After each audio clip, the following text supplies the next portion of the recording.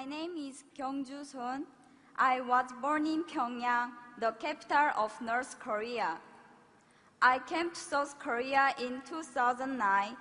I am 18 years old, and I am currently in my second year of high school. I was the only child of a very wealthy family. My father was an assistant of Kim Jong-il, who is the leader of North Korea. When I was only 6 years old, my family was politically persecuted by the North Korean government. So we escaped to China. That was in 1998. After we settled in China, one of our relatives led my family to church. There my parents came to know the amazing grace and love of God. Then only a few months later, my mother, who was pregnant with her second child, passed away from leukemia. Yet in the midst of this family tragedy, my father started a Bible study with missionaries from South Korea and America. It was his strong desire to become a missionary to North Korea. But suddenly in 2001, he was reported and arrested by the Chinese police and was sent back to North Korea, where he was sentenced to prison. He was forced to leave me behind, but the 3 years he served in prison only made my father's faith stronger. He cried out to God more desperately rather than to complain or blame him. When he was released from prison, he returned to China. We were reunited briefly. It was then that he started to gather Bibles.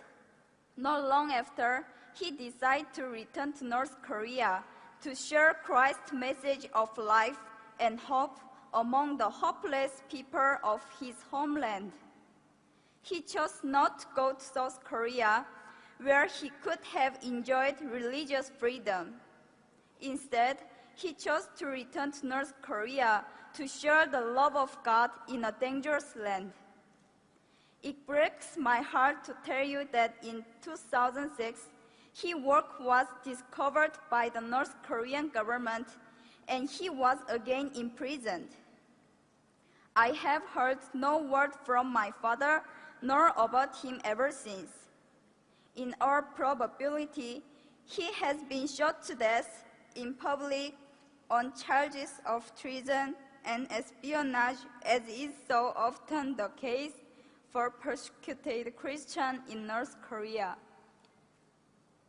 When my father was arrested the first time in 2001 and was forced to leave me and return to North Korea, I was not yet a Christian. That's when I was adopted by a young Chinese pastor's family.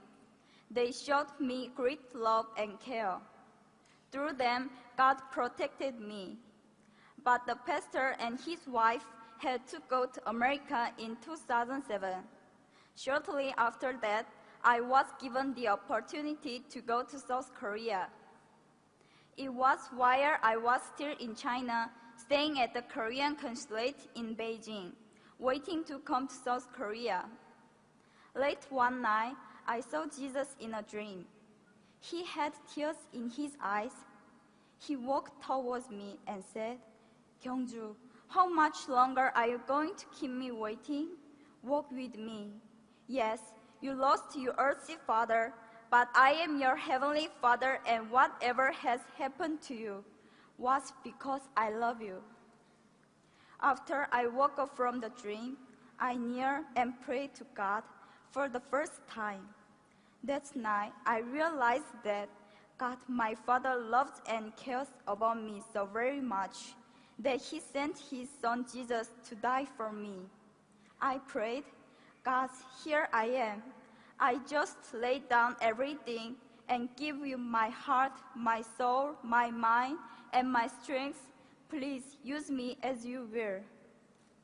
Now, God has placed deep in my heart a great love for North Korea. just as my father was used there for God's kingdom. I now desire to be obedient to God. I want to bring the love of Jesus to North Korea. I look back over my short life and I see God's hand everywhere. 6 years in North Korea, 11 years in China, and the time of being here in South Korea. Everything I suffered, all the sadness and grief, everything that I experienced and learned, I was to give it all to God and use my life for His kingdom. I hope to honor my Father and to bring glory to my Heavenly Father by serving God with my whole heart. Currently, I am working hard to get into university to study political science and diplomacy. Then, I want to work for the rights of the people of North Korea whose rights have been taken away. I believe God's heart cries out for the lost people of North Korea. I humbly ask you, my brothers and sisters here in this place, to have the same heart of God. Please pray that the same light of God's grace and mercy that reaches my father and my mother and know me will one day soon dawn upon the people of North Korea, my people. Thank you.